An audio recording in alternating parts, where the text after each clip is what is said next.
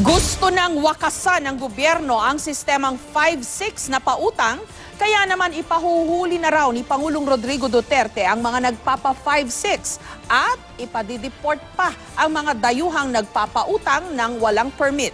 Kapalit ng 5-6, mismo ang gobyerno na raw ang magpapautang sa mga maliliit na negosyante. May report si Lia Manyalak del Castillo.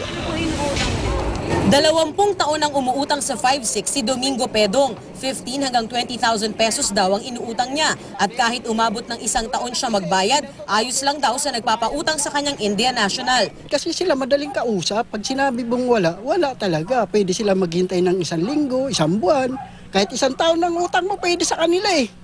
Basta magbayad ka lang. Tinawag na 5-6 dahil ang 5 pisong inutang, 6 na piso ang babayaran o 20% patong malaki kumpara kapag sa bangko ka umutang. Pero patuloy na kinakagat ng mga tulad ni Rose Credo dahil hindi ganun kahirap ang proseso. Meron ka na agad puhunan. At saka hindi sila naghahanap ng mga kung ano pa mga papilis.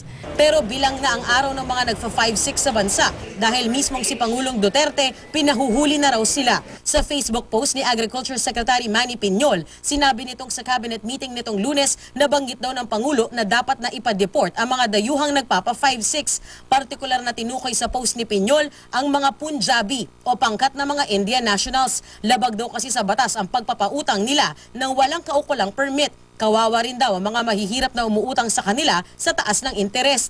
Ang post ni Piñol may nakalagay pang katagang Goodbye Bombay na itinuturing na nakakainsultong tawag sa mga India National. Sabi pa ni Piñol, inutusan na raw ni Duterte si DFA Secretary Perfecto Yasay na makipag-ugnayan sa ambassador ng India ukol dito. Naawa ang ating Pangulo. Pwedeng hulihin yung mga yan eh. They were operating without any permit or license. Kasi ang laki ng, very stringent ang requirements dyan. That's lending. So bago ka makapagtayo ng lending activity, katakot-takot muna ang mga papeles, ang mga applications ang gagawin mo riyan. Kaya they could be arrested without any warrant.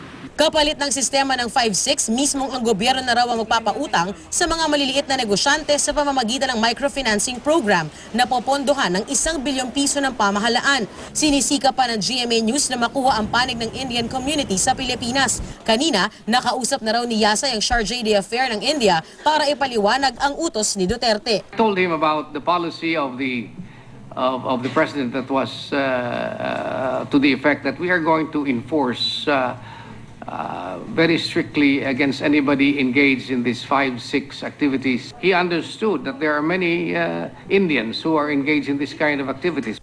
Lia Manyalak del Castillo, GMA News.